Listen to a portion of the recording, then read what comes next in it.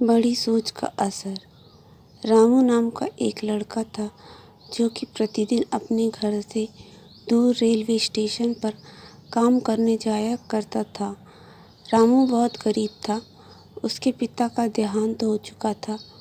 उसकी माँ बहुत बीमार रहती थी। उसके 2 भाई बहन भी थे। रामू रामू की उम्र बहुत छोटी थी।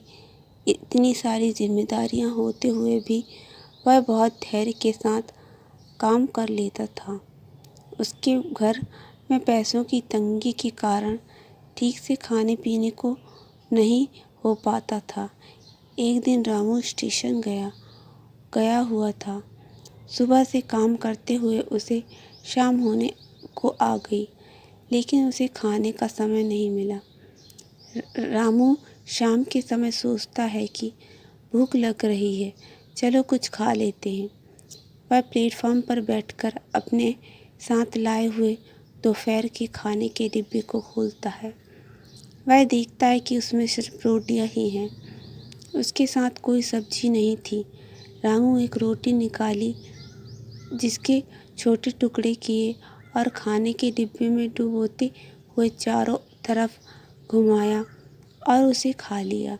इस तरह से वह रोटियों को खा रहा था। प्लेटफॉर्म पर बैठे यात्री उसे देखे जा रहे थे। यह लड़का ऐसा क्यों कर रहा है, जबकि इसके डिब्बे में कोई सब्जी नहीं है। आखिर एक बुजुर्ग यात्री उस लड़के के पास पूछता है, बेटा, तुम इस डिब्बे में रोटी को डुबोकर क्यों खा रहे हो, जबकि तुम्हारे डिब्बे में कोई सब्जी नहीं। रामू जवाब देते हुए कहता है कि मैं ऐसा मानता हूँ कि इस डिब्बे में अचार है, जिसे मैं रोटी के साथ लगाकर खा रहा हूँ। बुजुर्ग अंकल कहते हैं, क्या तुम्हें अचार का स्वाद भी आ रहा है? रामू कहता है, हाँ, मुझे अचार का स्वाद आ रहा है, इसलिए मैं खाने को बड़े चाव से खा रहा हूँ। बुजुर्ग अंकल उस लड़के से कहते हैं, जब तुम्हें अचार का स्वाद आ ही रहा है तो तुम अचार ही क्यों सोचते हो? तुम इस खाली डिब्बे में हलवा पूरी, मटर पनीर जैसी चीज़ें भी सोच सकते हो। जब बड़ा सोचोगे तभी बड़ा पाओगे। रामू के दिमाग में बुजुर्ग अंकल की बात बैठ जाती है। वह अपनी सोच को बहुत बड़ा करता है। इसके साथ साथ वह दिन रात लगन के साथ मेहनत करने लगता है। उसकी बड़ी सोच के कारण धीरे धीरे उसके घर की परिस्थितियाँ बदलने लगती हैं।